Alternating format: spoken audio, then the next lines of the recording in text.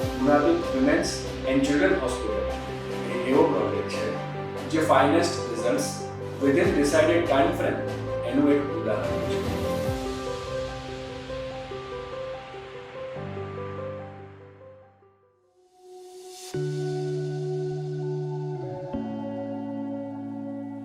આજથી લગભગ 2.5 મહિના પહેલા યંગ ડોક્ટર કપલ ડૉક્ટર સાગરભાઈ અને એમના વાઇફ ડૉક્ટર ગાયત્રીબેન અમને મળ્યા અને બહુ સરળ શબ્દોમાં એમને એમની રિક્વાયરમેન્ટ અમને રજૂ કરી, જેમાં એક ગાયનેક ઓપીડી, એક પીડિયાટ્રિક ઓપીડી, એક ઓપરેશન થિયેટર, સ્પેશિયલ રૂમ એમની સાથે અટેચ ટોયલેટ, વેઇટિંગ અને રિસેપ્શન એરિયા અને એક ફાર્મસી.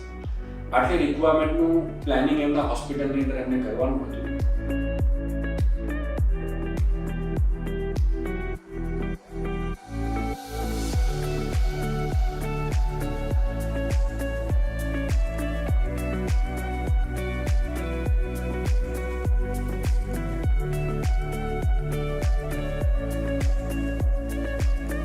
હરિકૃષ્ણભાઈનું કામ જોયું તો અમને એમનું કામ અને એમનું વિઝન બરાબર વધારે લાગ્યું.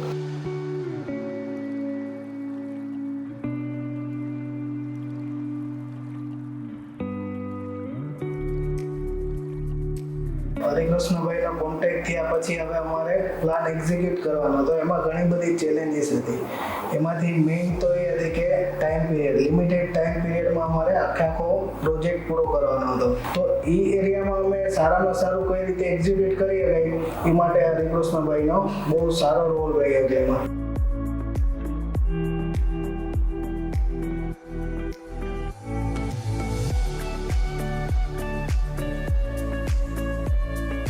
અમને જે જગ્યા અનુકૂળ આવી અને હરિકૃષ્ણભાઈએ જે આઈડિયા આપ્યો એ પ્રમાણે અમને એવું લાગ્યું કે એમના વિઝન પ્રમાણે જે રિક્વાયરમેન્ટ છે એ બેસ્ટ ફૂલફિલ થઈ શકશે.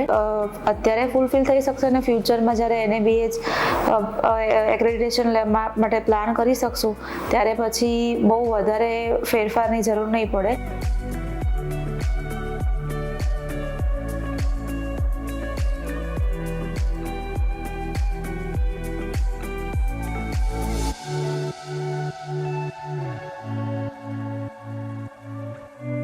જે ડે 1 થી જગ્યાના અને અમારા કોન્ટેક્ટમાં હતા એ લોકોએ કીધું હતું કે આટલું 2 મહિનામાં ઓપનિંગ પોસિબલ નથી, પણ છતાંય ગઈકાલે ઓપનિંગના દિવસે બધાએ કીધું કે બ્રેવો એમ થઈ ગયું 2 મહિનામાં જ. એટલે એ બધાને ઓલમોસ્ટ અનબિલિવેબલ લાગતું હતું.